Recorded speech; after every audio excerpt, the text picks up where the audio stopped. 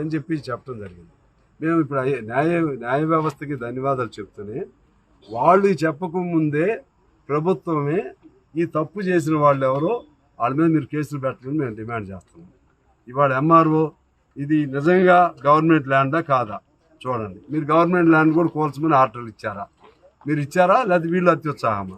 ఇవన్నీ కూడా చూడండి. మీరు ఇచ్చింది చెరువులు లేకపోతే నాలాలు వాటి దగ్గరికి మీరు ఇచ్చారు. ఇవన్నీ చూడండి. తప్పు చేసిన వాళ్ళపైన ఖచ్చితంగా కేసులు పెట్టాలి. రెండోది ఏంటంటే గతంలో వీళ్ళకి అమ్మిన వాళ్ళు ఎవరు?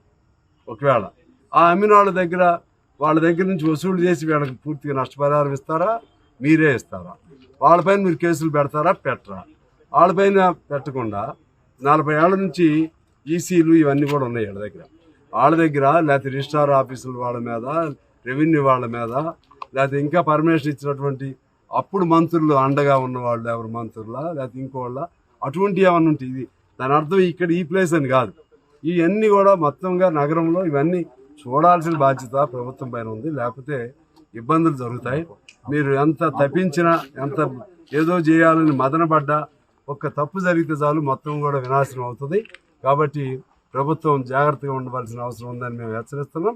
ఈ బాధితుల తరఫున ఈ బిఎస్ఆర్ కాలనీకి సంబంధించినటువంటి బాధితుల తరఫున మేము కమ్యూనిస్టు పార్టీగా డెలిగేషన్ మేము అందరం కూడా వచ్చాము.